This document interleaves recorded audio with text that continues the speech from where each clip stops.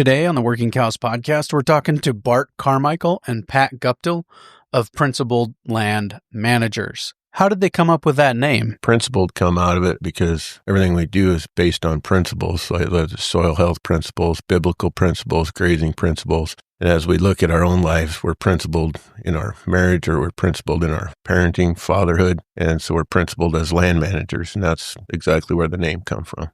We're also going to talk to them about the importance of remaining principled in our approach to managing land and livestock and people. I was taught years ago by Ian Mitchell Ennis from South Africa, form follows function and function is to reproduce. That's basically it. If you chase the markets, you're always behind. If you stay in one place, you're kind of like a broken clock. You're right twice every cycle. As well as what they call their style of management. Creative grazing is what we call it because we're working with creation and we're creating health and wealth. All that and more on this episode 428 of the Working Cows podcast, brought to you by PowerFlex Supply and Range Ward. Welcome to the podcast that gives producers a platform to discuss and share paradigm-challenging practices. Practices that have increased the effectiveness of their operation and the joy that their families have received from this lifestyle.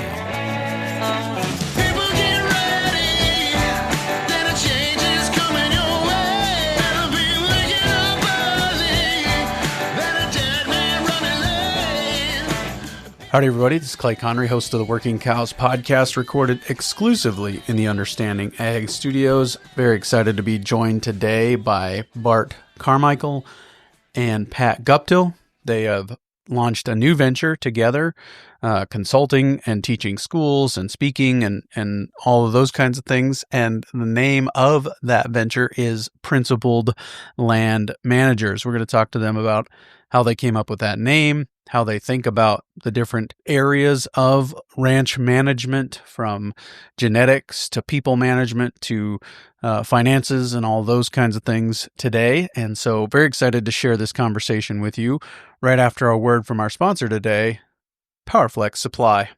PowerFlex Supply is far from another big box store.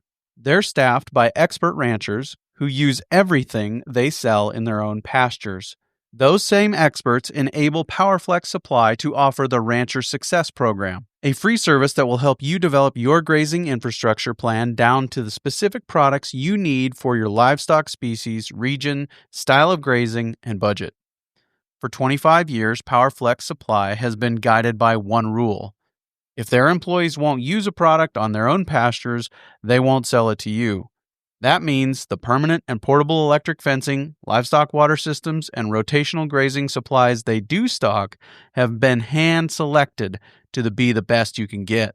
PowerFlex Supply is a leading North American distributor of Gallagher, O'Brien's, Speedrite, Strainrite, and many more. And if they couldn't find an existing product, PowerFlex Supply makes it themselves, including their legendary Super 9 Polybraid and rugged spinning Jenny. Visit PowerFlexSupply.com to get started.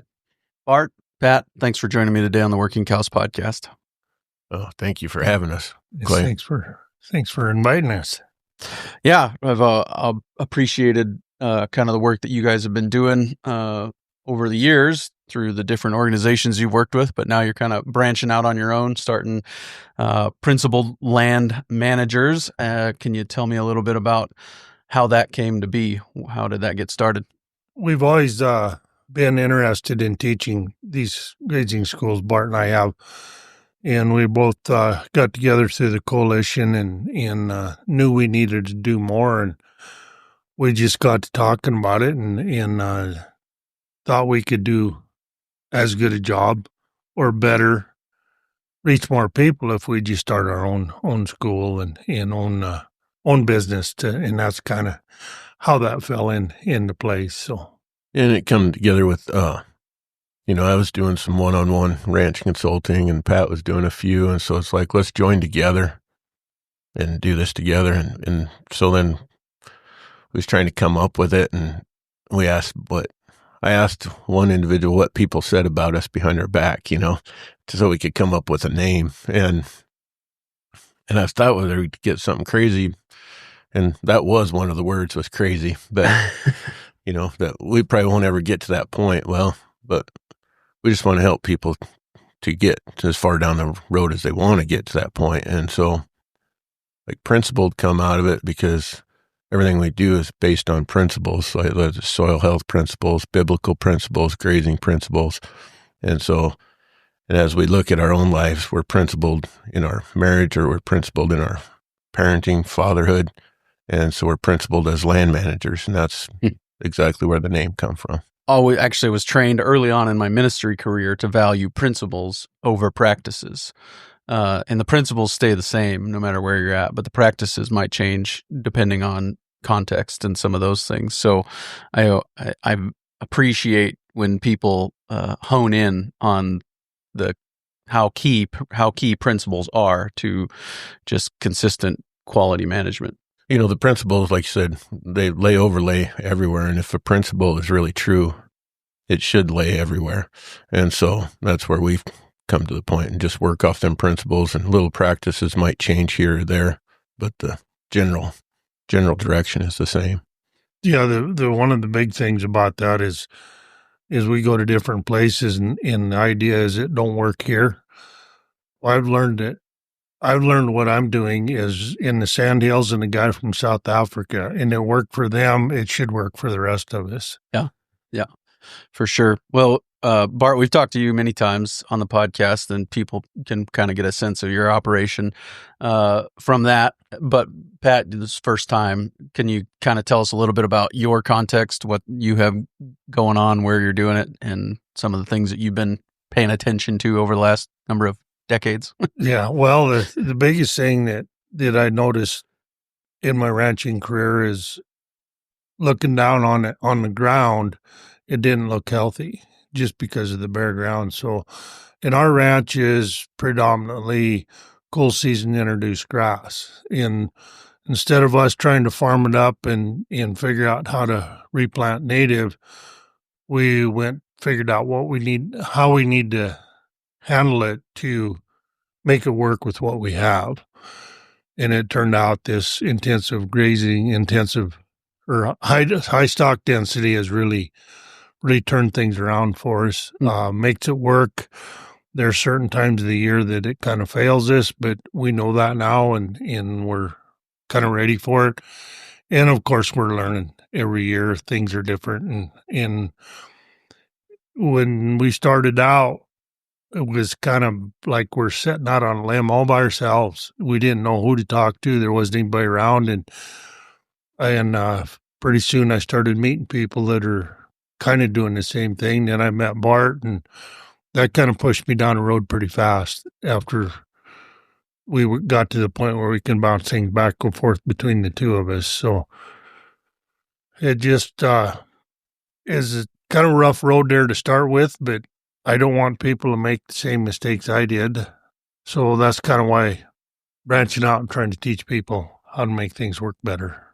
And don't worry, I'm a professional. I leave my phone when we're. But yeah, no, I appreciate that. And I think one of the things, the South Dakota Grassland Coalition's focused locally, and you guys are already branching out and doing things, at least in this region, the 5-state region. You've been in North Dakota, Montana? Yep. We actually have a school booked this July for Montana.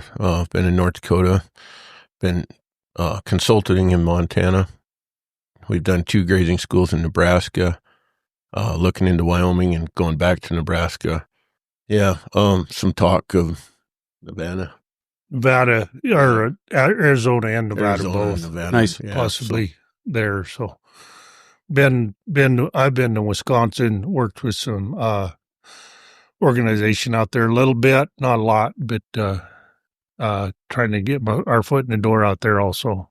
This should come out right around the middle of April. There's somebody in this room who has a bull sale towards the end of April, and so I figured I'd get that out before there. Yeah, Bart's bull sale, wedge tent, Angus Ranch bull sale will be is that April 24th, 23rd, April 23rd, 24th was probably last year.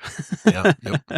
April 23rd at Faith Livestock, and so all of these principles kind of get lumped together into what you're doing there too with the bulls and having the right genetics that fit and can survive this style of management and all those things. So yeah, and that's been our goal the whole way through, is I guess when we started this deal, I've talked about being a cow man and wanting to be a cow man, then realizing I was a grass guy.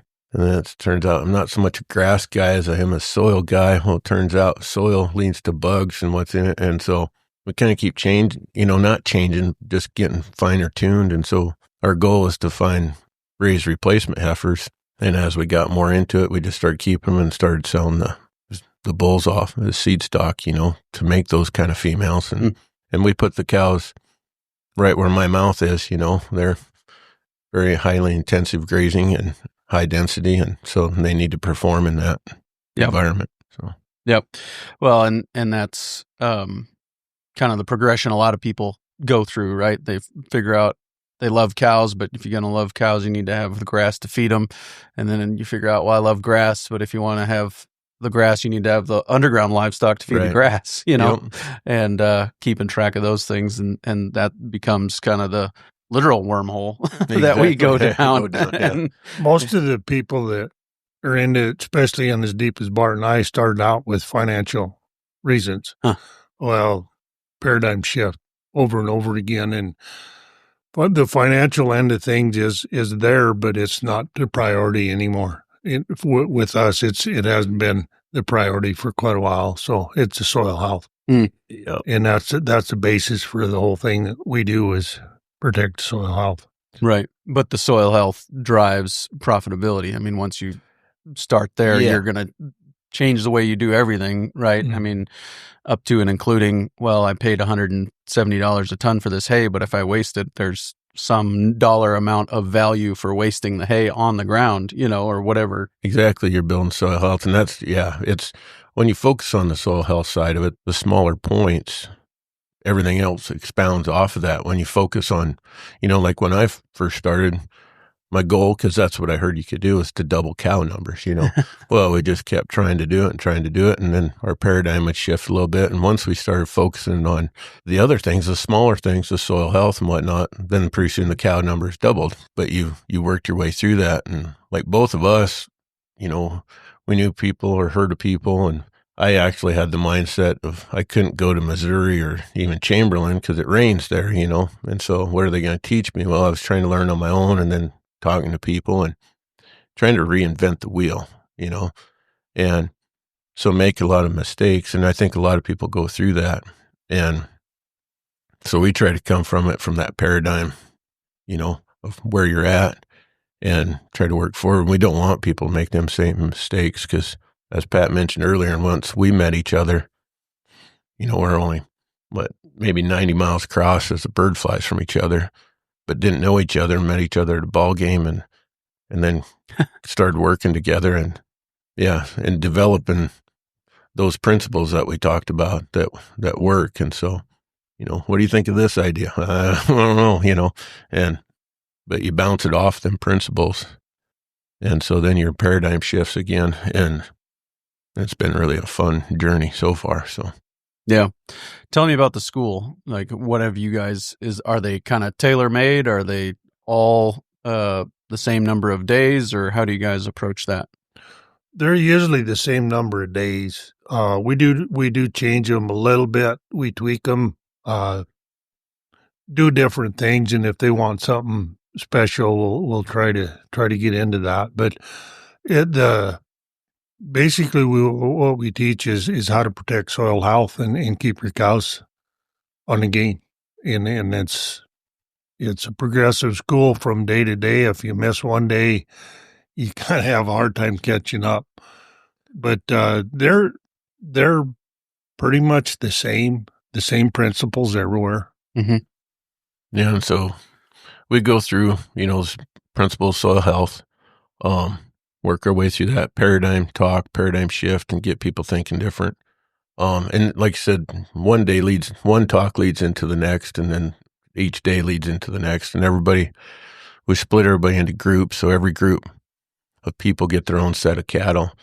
So we'll have fences set up there to an extent, and then teach everybody how to measure the grass, what's actually there, and then give each group a different allocation of target of what to leave behind. And that's what we're after. It's not so much what you take, it's what you leave behind. And then they'll measure that and they get to turn their cattle in for 24 hours. We come back 24 hours later and then reallocate, measure what was left, and then measure your next spot.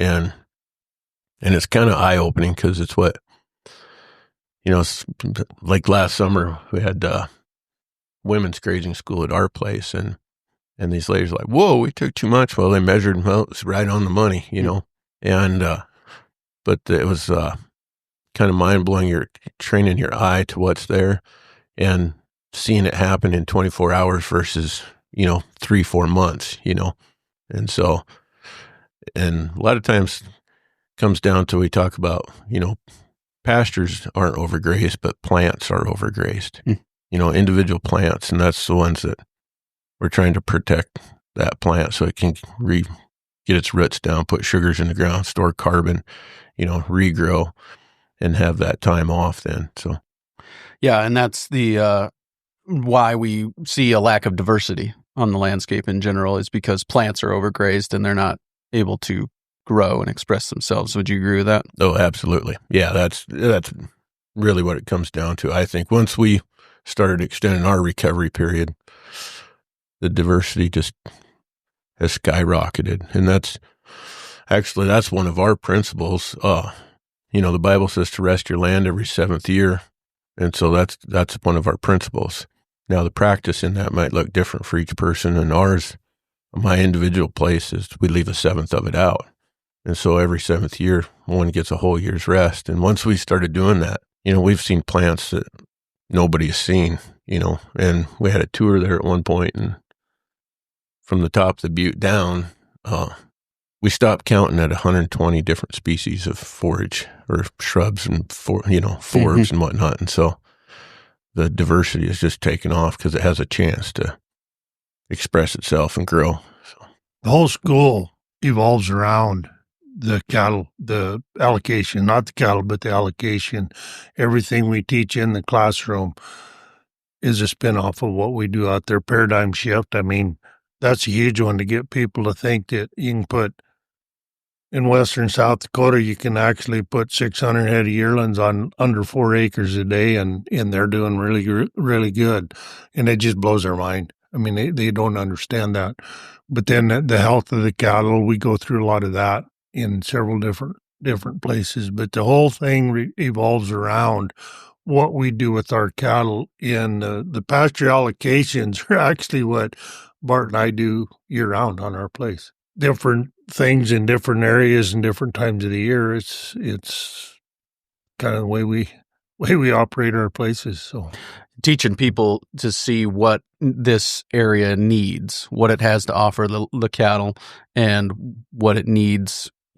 I think a lot of times it comes down to, there's a lot here, or there's plenty here for them to stay this long, but there's also bare soil here that we want to cover, so we're going to leave more here than we would if the soil was totally covered. Right. Let's take a quick break and hear a word from our sponsor today, Range Ward. Range Ward builds all-in-one solar-powered electric fencing machines for the serious grazer. Their units feature powered reels, built-in solar chargers, and step-in post storage, saving you labor costs, increasing your profitability, and enabling you to spend your time on other projects. Range Ward's time-saving machines can be found on hundreds of thousands of acres across Canadian and U.S. pastures, ranging from small hobby or homestead farms to massively privately owned and corporately run pastures and grazing co-ops.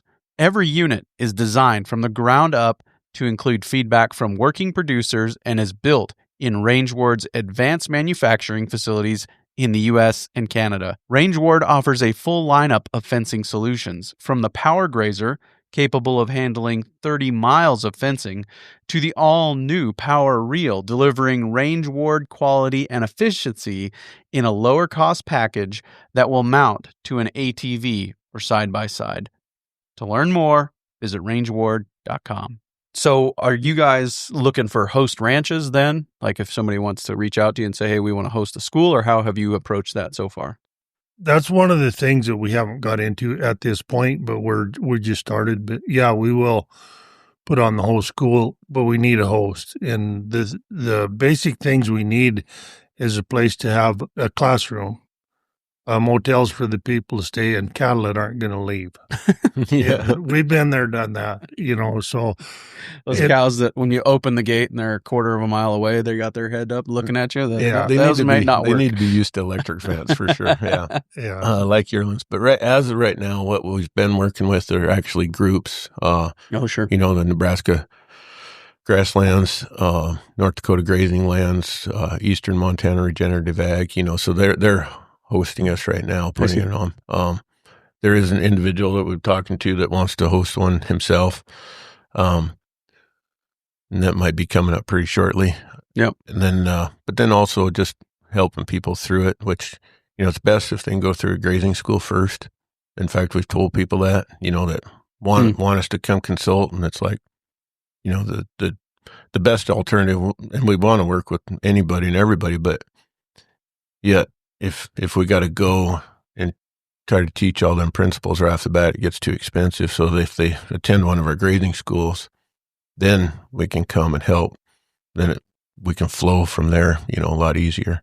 Sure. So yeah, up to and including a Soil Health Academy, Ranching for Profit. Go to a school, kind of get that foundation there, and then and the language and some of that. Yeah, sure. Yeah, and we recommend all those. I had a guy that asked me the other day up in North Dakota. We were up there at our annual conference and asked if I'd help with his farming. I said, no. And I said, it's not my expertise. Ours is grass. I said, unless you want to plant the grass, I said, I can help you do that and base it. And he goes, so you'll help me with my marriage counseling? And if I was fighting with my wife, I said, yeah, we'll go through that. And he goes, but you won't help with the farming. Nope. He's like, Bart's like, well, I've been married, but I've never been a farmer. Yeah, there you go. Yeah. Yep. I appreciate that. Yeah, let's talk a little bit about, kind of some of the specific focuses of the school. What are some of the things that you guys are focused on? I mean, we've talked about some of that, the paradigm challenge, the soil health principles, those kinds of things. But, I'm thinking mission, vision, relationships, some of those things that you guys are that are going to make up the content of the school. Yeah, we go through that, go through creating a mission and vision statement for each one, every operation to come up with that and walk them through the ICA process to do that. We use that as a tool. And there's several dynamics to that and we've always said, you could be the best grazer in the world and still fail. If the family isn't on board and some of these other things, and you're not paying attention to cattle health. So we talk a lot about paying attention to what the cattle fill is, if they're getting enough, what their nutrition levels are. And we'll kind of go through some manure stuff with that. And then, like you said, the paradigm shift, the mission, vision, communications with the family, to get everybody on the same page and given an outlet for that. Because, there's some people just never say anything and go along, or they're resentful for it. So we want that to all come out and work through that as a family operation, and the ultimate goal for us is, one, to stop overgrazing and desertification, but also to get that next generation to want to come back to the ranch, and have a place for them. One of the things that we probably don't talk about enough is when you get 30 people, 30 ranchers in a room and kind of hold them there for 3 days, 2.5 to 3 days, the networking there is probably worth as much as anything else. Mm-hmm. And that's where Bart and I were kind of behind everything until we got to networking between the two of us, and then our networking just expanded after that. But that's one of the huge things, to get that to work, plus give everybody an opportunity to express their questions or comments or anything throughout the school. I mean, that's one of our big things that we probably don't put out there in front of the people until they get to the school. walk me through, for those maybe that aren't familiar, kind of just give us a high level overview of the ICA process. So the ICA process is, and everybody asks what it stands for. It's International something. I can't remember it. And I actually learned it through Ranching for Profit, and they give credit to the International, and so I'm giving credit back. Is what it is a sticky note process, and you kind of envision what you want, and you can do this as an operation or individually, or we've done it here at your church. Mm-hmm. What you want that to look like in 3 to 5 years, and you want to envision it. So everybody then write down on sticky notes just one thought per card and kind of go through that and just write as many cards as fast as they can. And then if you have more people involved, it helps. So we try to get a couple that's there at the school or something to come together, and we bring them together and we separate them into groups and try to make sentences to come up with a paragraph. So, and we might have an area of family, and ecological stuff, grassland, soil health, that kind of stuff. Maybe genetics, might be infrastructure. Everybody's is a little bit different there, but we try to sort them into topics and then create a sentence. And then we can put it all together into a mission, statement. This is what we want, and this is what we're doing. A vision statement, sorry. But all those little sticky notes all become goals. So they become the goal to achieve the bigger picture. So we want to save those sticky notes because, it might be, and we want them to be specific. So we talk about SMART goals, being specific, measurable, attainable, realistic, and timely. And then I always say smarter, because we want to evaluate and reassess. And so, but, say we want to increase our gross margin by 10% or 15%, whatever that number is, in 3 years. Well, that becomes a goal. And then so then you can make action items. And we do process so that's for action steps too, to go home. And this is something I'll do in 2 weeks. This is something I'll do in 2 months. We try to break it that way. But how do we achieve that? So then we can start working on that to achieve that goal. Sure. Yeah. Very good. And I think when we've got a solid mission and everybody's been in on the process of developing that mission and vision statement, then the relationships are positively impacted, right? Yeah. It's a process though. And I mean, I always warn people too, you got to find yourself in that place where you're willing to give everybody that voice. Yep. And so, cause there's some people, some producers, mostly men that, be realistic, that they don't want everybody to have that voice because they want it to run their way, And so when you go through that process, it does open that up. But it's really, it's life changing. It's family changing, you know? And it's necessary to have a facilitator kind of for that reason too, right? I mean, you want to have somebody there that can make sure that you see people that aren't engaged, you can draw them in, and you see somebody who wants to dominate, you can say, hold up, let's let Joe talk. Well, the dynamics of the family is a huge one. Just for that, I have 5 kids, and some of them are married and some are not. And Bart and Shannon come down and run my family through it. First thing they did was kick Mary Lou and I out. But the deal is my kids wouldn't answer the way they wanted to. They answered the way they thought I wanted them to answer. So there's a lot of things that come out in that deal, even during the school where the couples are separated.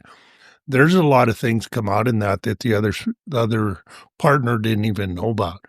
But it's until you do that, you're a ship without a rudder. You don't have a clue where you're going or what you want to do. And in that, once we got ours done, I don't know, 25, 30 years ago, the first one, we've done it since, you don't know where you're going. So how do you know when you get there? Well, and that's a great illustration, that ship without a rudder, because really you become a victim of marketing, whatever, whoever has the best marketing is going to convince you to go the direction that they think you should go. And the direction they think you should go is the direction that puts money in their pocket. Oh, yeah. You know what I'm saying? Like, I mean, whether it's the drug companies or the seed companies or the genetics companies, no offense, Bart, you know, but those guys are going to say, well, you want bigger, faster, better, you know, you want to have that 1,800-pound cow that Bart said before we started recording waves her white flag after the first winter at his place, you know, because he makes his cows work and through the winter even. And so, you know, that's why you want a mission and vision, is to hold you in line. You know, I said at the South Dakota Grassland Coalition, I said the value of a mission and vision statement is it gives you the power to say no to good ideas, because it might be a good idea, but it's not for us because it doesn't fit our mission and vision. And because then if you want to start a new enterprise and it doesn't line up with that mission and vision, it's an easy no, you know. But also then, like through these schools and stuff, we talk about the details and paying attention to them small things, you know. It's like, I know people that just, it's a good year, calf market's up, we're in one right now, you know. Yeah. And so all of a sudden, feed salesman talked us into putting out magic number 3 lick tub or whatever, you know. Well, and maybe we didn't need it. Yep. You know, and so like that's what we're trying to get with the nutrition and paying attention to what's that going through that cow, what she looks like, what she's performing like, because it's those small things that add up. You know, you talk about the straw that breaks a camel's back. Well, that's a lot of times them are the things in ranching that just build up that we don't need, or maybe we needed more of this or whatever, you know. And so we kind of go through minerals, and both of us pretty experienced, but don't claim to be professionals at the mineral deal. But we've got a guy on our team, and he is very good at it. And we can kind of go through all those little issues. You know, I guess we got a couple guys on our team on mineral, but you know, there's them little small things that can make or break you. I give a deal in the school, and I give it here just a couple weeks ago. I have everybody hold a penny, you know, in their hand, which weighs 2.5 grams. It's very light.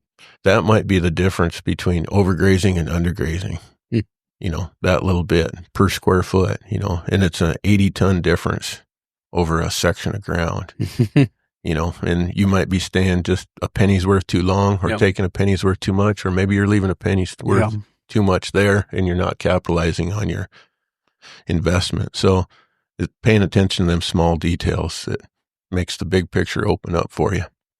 That's kind of the whole school is we teach the finer, smaller details for sure on how much you have and how much you're leaving and stuff. And I know a lot of times my kids will come out and say, well, I think they got another day's worth.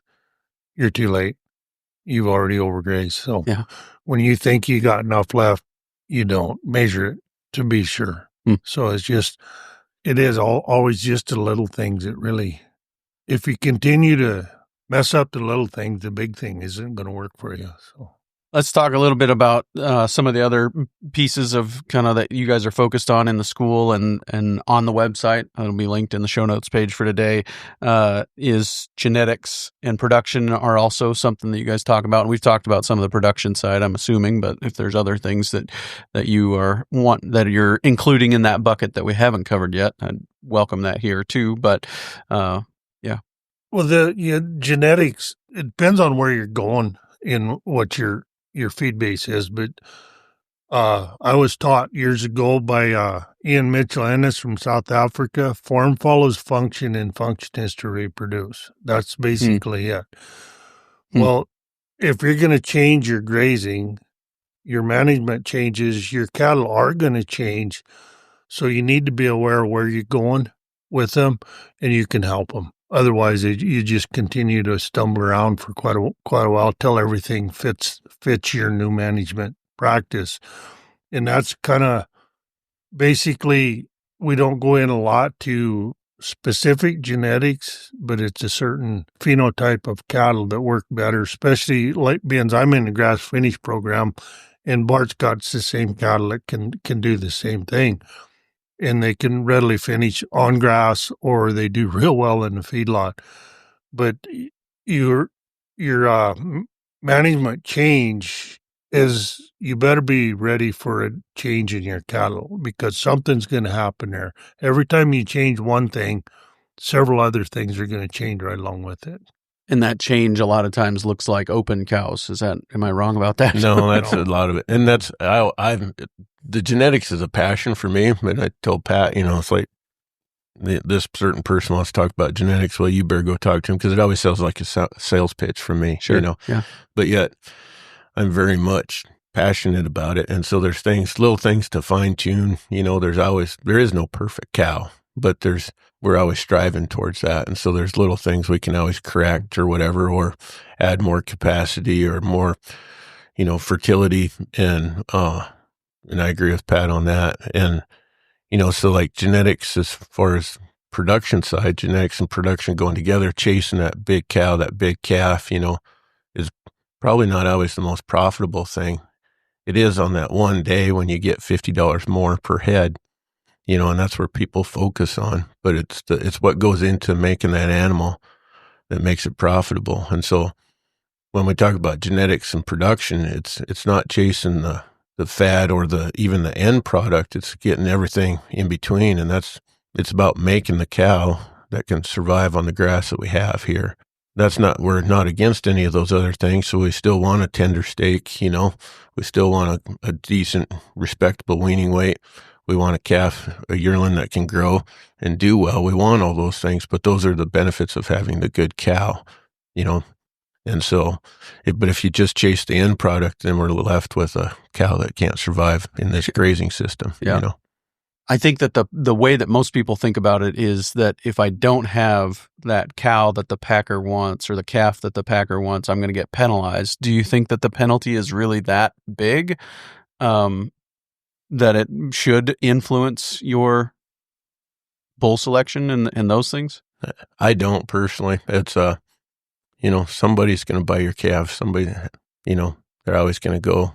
So Doug Ferguson was talking about, this line of genetics, and people kind of stay away from it. Well, he buys them and he loves them because they gain well, and he makes money on them. So, they come in lighter, but then he can buy them and trade them and he makes money on them and they gain well. So like Pat said, form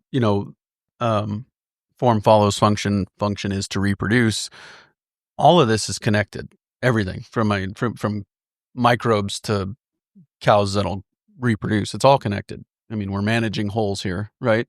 But a cow, Johann Zeitzman, fertility is a function of fleshing ability. Same idea. Yeah. That's the same idea. That if you want a cow that can reproduce without help, you need a cow that can stay fat without help. That's it, right? Easy keeping, easy fleshing. That's also, now her ribeye might be different shaped, might not be the same size, but it's going to be marbled because that's fleshing, right? And it's probably going to be tender. No, and it's going to be tender. So because that's butter fat. We can get into that. Yeah. So, I mean, we could go down rabbit trails on that, but so there's things to look for that we do in that too, that for the higher butter fat, in a cow. Steve Campbell talked several. But so there's signs for that. So them are, like I said, all just bonuses of having that cow that is grazing on pasture, So like our goal at one point was just to have, when we started this, we kicked out the whole idea of summer pasture, cabin pasture, and we just started using the rotation. And so our idea was to have a pasture that could be grazed at any time of the year and have a cow that will do it. And if you're going to post that on Facebook, though, make sure you're on the Working Cows page, not your personal Facebook page. I was just trying to be funny. I posted, let's normalize not having pastures known by their season of use. And I accidentally clicked the wrong button and posted it to my personal page rather than the Working Cows page, which I got a bunch of, crazy zealots over here on the Working Cows page. They're all for that. But the people on my personal page, maybe not as much. Yeah. Pat, I interrupted you earlier. A lot of the things we do chasing markets, if you chase the markets, you're always behind. If you stay in one place, you're kind of like a broken clock. You're right twice every cycle. But we kind of go into the lower inputs more so than than anything else on that, and being more efficient with our land and extending our grazing and through the winter and stuff. I mean, the longer you can graze, the cheaper it is. Yeah, the easiest money to make is the money you don't spend. Yeah. and Pat said something key there too, lower inputs, not no inputs. Yeah. We can shoot ourselves in the foot by staying out on that grass. That, that penny saved here adds up really fast over 300-400 cows, and for 2 more extra months, and so, and it's probably going to be more than a penny, but I'm just saying, it adds up really fast. And on your grazing days and your cost per acre, if we're talking some higher lease pasture now, land costs price is just outrageous, but some leases that actually can be pretty affordable if a guy manages that grazing. Yeah, if you can lease them by the acre, not by the head, you get paid. Then you get paid for your management. Yeah. I've always heard that 80% of your cost to your raising calf is winter feed costs. Well, if you can lower that, man, that's the fastest way there is to make money. Can you guys talk to me just about where you are at as that goes, as far as winter feed costs goes? What are kind of the benchmarks that you've been able to hit personally in regards to that? Like cost? Or just even kind of where you started maybe when you were starting on this journey and where you're at now as far as tons fed per cow or any of that? Do you have any idea what that might be? Well, yeah, not totally, but like when I first started, we, pretty much 6 months grazing, 8 months, or 6 months of grazing, 6 months of feeding. And then we changed it to 8 months of grazing, 4 months of feeding. And now it's really variable. And I know Pat's the same way. It might be, I think the lowest I've gotten down to is 2 weeks of feeding. Now it ranges from 2 weeks to 45 days, sometimes 2 months, depends on what's going on.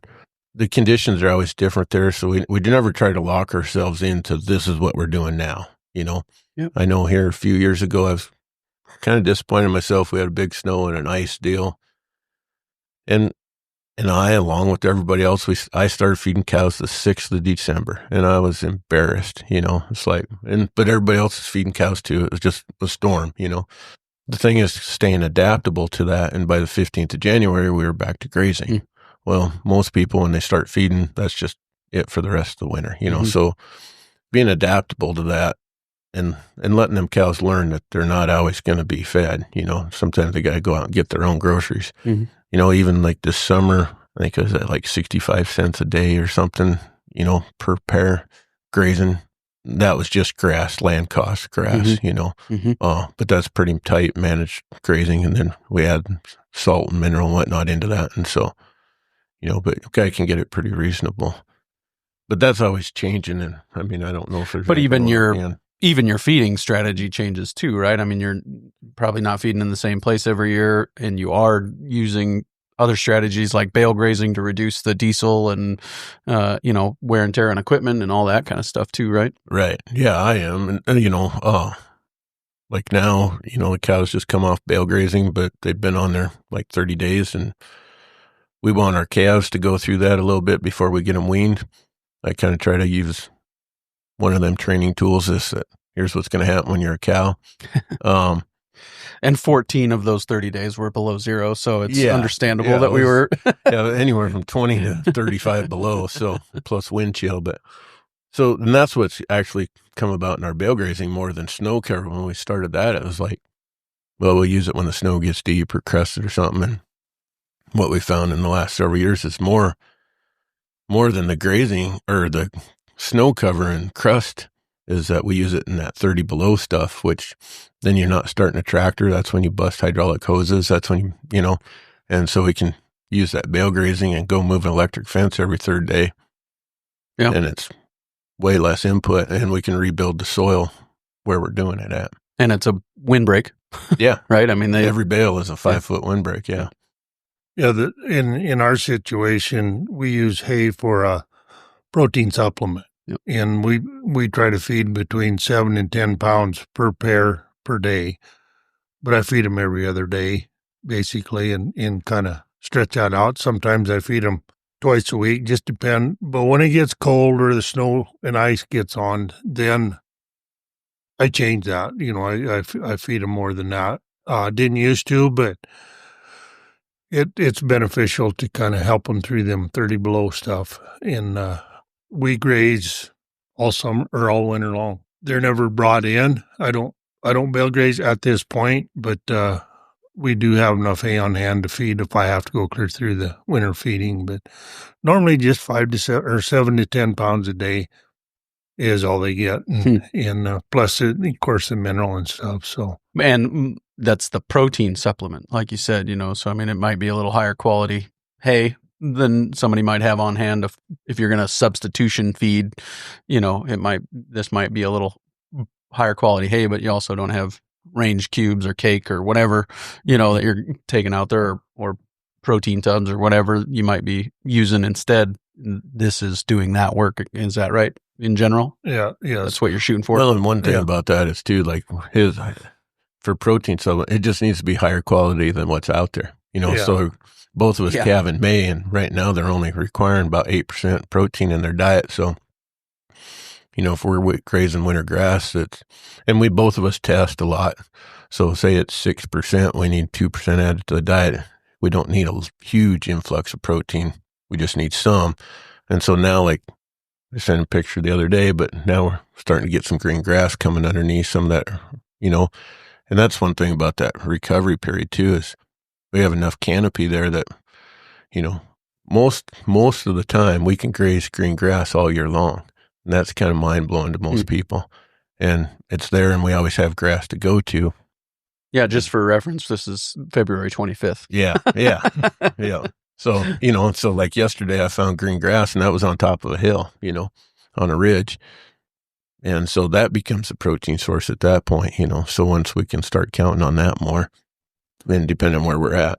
One of the advantages I have over what Bart's got up there, I have a wooded creek that runs clear full length of our place. So I've got approximately 7 miles of creek there I can use for protection. I don't have to worry about the bale grazing part. Sure.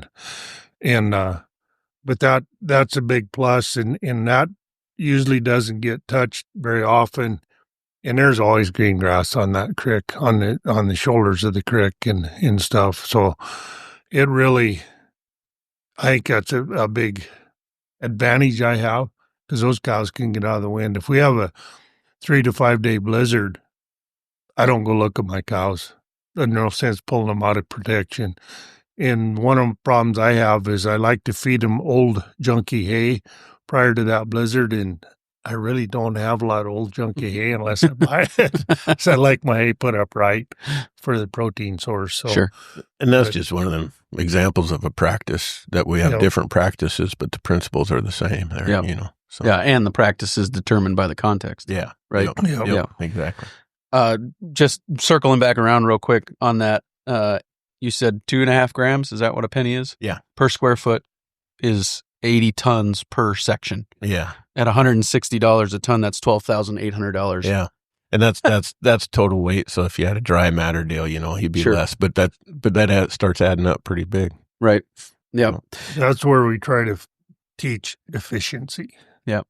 And we've been talking a lot about feeding and strategies and winter grazing and all those things. And I think we started this discussion by talking about genetics, but again, it's all connected, because those cows that have that back fat going into winter, those cows that can stay fat on less than the other cows, are the ones that you don't have to feed every day. Yeah. Replacement level. You might have to supplement them, which is great, but you don't have to replace what they're taking in. Exactly. Yeah. And the whole deal, you get into this, and somebody asked what we called our deal the other day, and I said, I don't, all the buzzwords, and some are trademarked, some aren't. Yeah. So we, it just kind of, I just like stay away from that a little bit, but it's like a worm deal or a spaghetti bowl. You pull on one, and the whole deal, it just changes, and a guy's got to be ready for that, because, you talk about changing your genetics. Well, you change your genetics without changing your management, then you're going down something that might not be profitable. But you change your management without changing the genetics, then you're probably going to end up running into health issues or production issues or something. You start changing how you manage and without letting your family in on it, then you got, this problem over here. And so everything, like you'd mentioned earlier, everything's connected. And so we try to get all those aspects talked about so you can see down the path which way you're going, and which way you want to go. That's where it's so good to be networking with other people that's in the business. Bart and I bounce a lot of things off, and, sometimes I can help him. Sometimes it's one of them, hold my beer and watch this. Just go ahead and do it. See what happens, but do it on a small scale. Yep. And that's the biggest thing is a lot of stuff we do, if we make a mistake on our grazing, we've only hurt a little bitty piece of our place. We haven't hurt 2 sections or anything. So. Yeah. And if you do that when, you're on a small piece, the way we set up our deal, that mistake won't be repeated, ever on that piece of ground, so because you're not going to be on there on that day. Right. Again, for what I think I've heard you talk about that before. Like 70 years right, or something. That's what I thought it was. Mathematically, I mean, try to figure that out just so it's adaptable. And, I just call it come up with a creative grazing is what we call it, because we're working with creation and we're creating health and wealth. That's good. Yep. So. Yep. That is good. I appreciate that. If people want to get a hold of you guys, or say there's a guy or an organization out there, a grazing land coalition in another state, or a rancher that wants to host you, where should we send them? The website, principledlandmanagers.com, or Facebook page at the same name, Principled Land Managers. Has contact info on there. Okay. Yeah. All that will be linked in the show notes page for today. Bart, Pat, thanks for your time today. Thank you. Thank you. Appreciate it.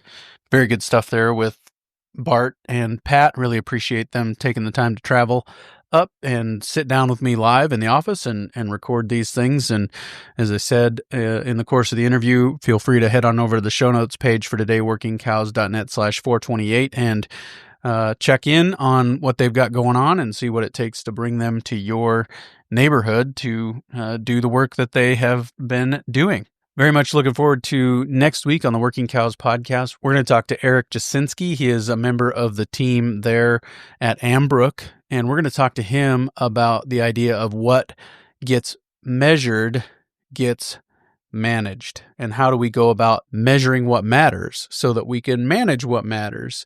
And all those things right on the front end of tax season deadlines, and so kind of a good time to think about some of those things, and look forward to sharing that with you real soon on another episode of the Working Cows podcast. We'll see you then. We invite you to visit workingcows.net to subscribe to the show via iTunes or Stitcher.